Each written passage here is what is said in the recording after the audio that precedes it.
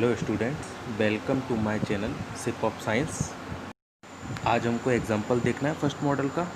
ठीक है, तो स्टार्ट करते हैं।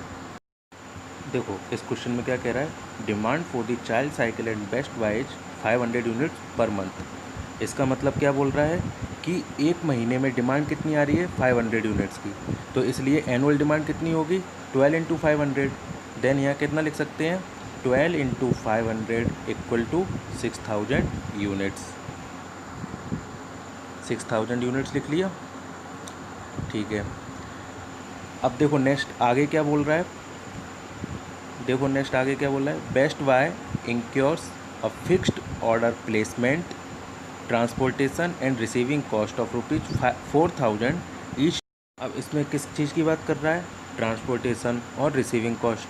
इसका मतलब पता है क्या हुआ कि ये अपने को ऑर्डरिंग कॉस्ट दी हुई है। कितनी दी है, ₹4000 पर ऑर्डर। ठीक है, क्वेश्चन में हमको वन साइकिल की कॉस्ट कितनी दी हुई है, ₹500।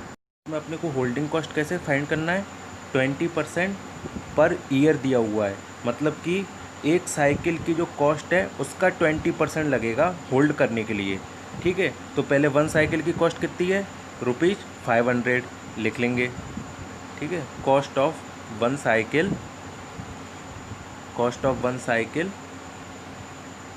Equal to ₹500। Then holding cost find करनी है, तो होल्डिंग कॉस्ट कितना, 20% ऑफ ₹500। तो होल्डिंग कॉस्ट कितनी हो जाएगी, कितना होगा 500 का 20%, ₹100। तो एक यूनिट को होल्ड करने की कॉस्ट कितनी लग रही है, ₹100। ठीक है, और इसकी यूनिट क्या होगी, इसकी यूनिट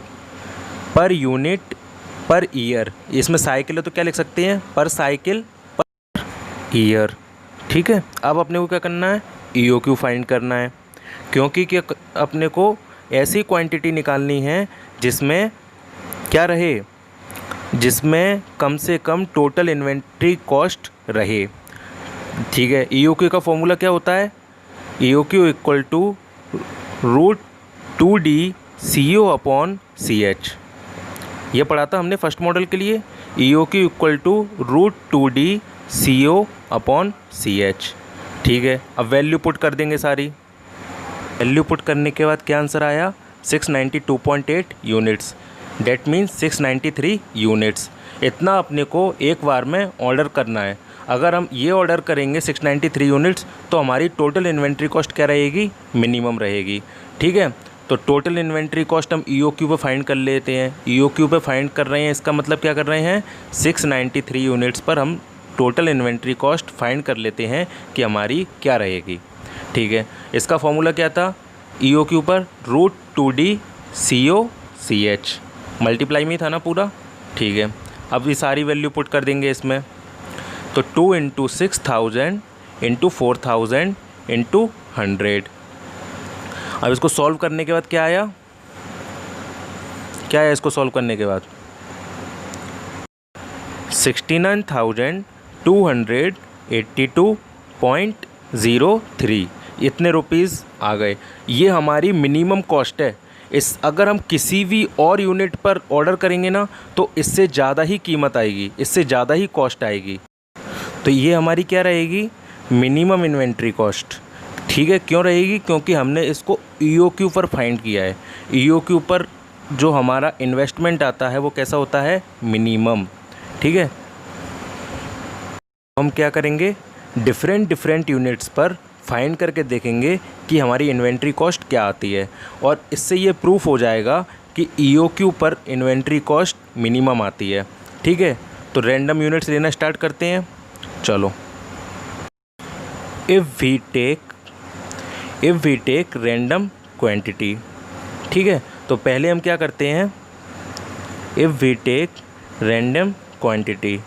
ठीक है, तो हम क्या करते हैं, पहले 500 यूनिट्स से फाइंड करके देखते हैं। 500 यूनिट से हम टोटल इन्वेंट्री कॉस्ट फाइंड करके देखते हैं कितनी आएगी।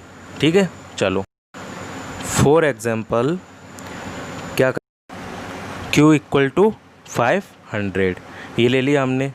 ठीक है, टोटल इन्वेंट्री कॉस्ट फाइंड करते हैं। अब ये EOQ पर तो है नहीं है ना EOQ पर, तो हम इसमें कौन सा फॉर्मूला लगाएंगे, total holding cost plus total ordering cost means D Y Q into C not plus Q Y two into C H. इसमें हम क्या करेंगे, अब ये 500 यूनिट से वैल्यू पुट करेंगे, ठीक है। तो 6000 divide 500 into 4000 plus 500 divide by 2 into 100। Then इससे क्या आंसर आएगा, अब सॉल्व करने पर आंसर आएगा इक्वल टू ₹73,000, ठीक है। तो इससे देखो क्या आंसर आया 73,000, जो कि प्रीवियस वाले टोटल इन्वेंट्री कॉस्ट से ज़्यादा है। हमने कम क्वांटिटी ऑर्डर की फिर भी हमारी टोटल इन्वेंट्री कॉस्ट ज़्यादा आ रही है, प्रीवियस से आ रही है, ठीक है। तो 73,000 लिख लिया।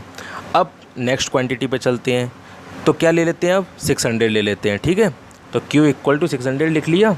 अब इस पर टोटल इन्वेंट्री कॉस्ट फाइंड करेंगे, वही फॉर्मूला फिर से लगाएंगे। टोटल इन्वेंट्री कॉस्ट को हमने क्या लिख लिया इसमें, TIC इक्वल टू, अब डायरेक्ट वैल्यू पुट कर देते हैं हम, तो 6000 डिवाइड बाई 600 इंटू 4000 प्लस, ठीक है 4000 हो गया, प्लस 600 डिवाइड बाई 2 इंटू 100। अब इससे सॉल्व करके देख लेते हैं। अब इसकी भी क्वांटिटी EOQ से कम है ना, है कि नहीं, तो ठीक है। अब इसको सॉल्व करके देख लेते हैं कितना आंसर आता है। तो कितना आंसर आया 70,000। अब क्या करेंगे, 700 यूनिट से सॉल्व करेंगे। डायरेक्ट वैल्यू पुट करते हैं, क्या 6000 डिवाइड बाई 700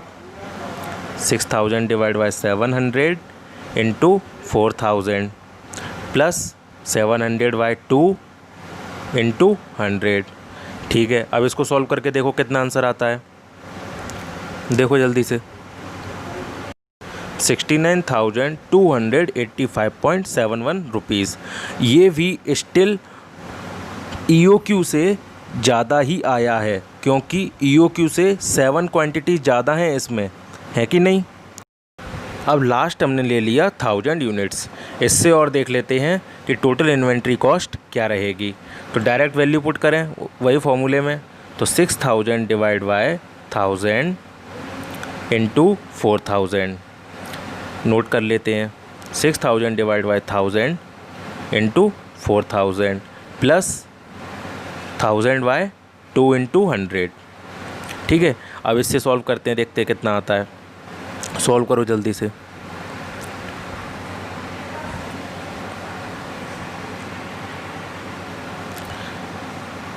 आई थिंक 74,000 आएगा,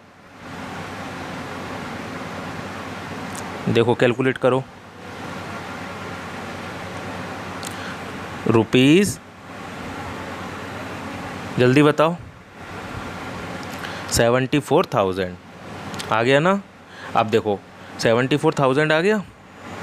इससे क्या प्रूफ हो गया, इससे ये प्रूफ हुआ कि EOQ वाली क्वांटिटी को ऑर्डर करने पर ही टोटल इन्वेंट्री कॉस्ट क्या रहती है, मिनिमम, ठीक है। और किसी भी क्वांटिटी पर अगर हम ऑर्डर करेंगे तो टोटल इन्वेंट्री कॉस्ट मिनिमम नहीं रहेगी, ठीक है। इससे हमने ये प्रूफ कर लिया, ठीक है। तो फ्रेंड्स, आज मुझे ये बताना कि मेरा ये वाला मेथड ठीक था पढ़ाने का या प्रीवियस मेथड ही ठीक था, तो उस हिसाब से मैं वीडियो बनाया करूँगा।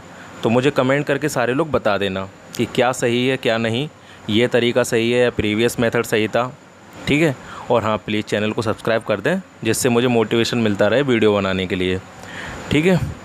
तो मिलते हैं फिर नेक्स्ट क्लास में, बाय।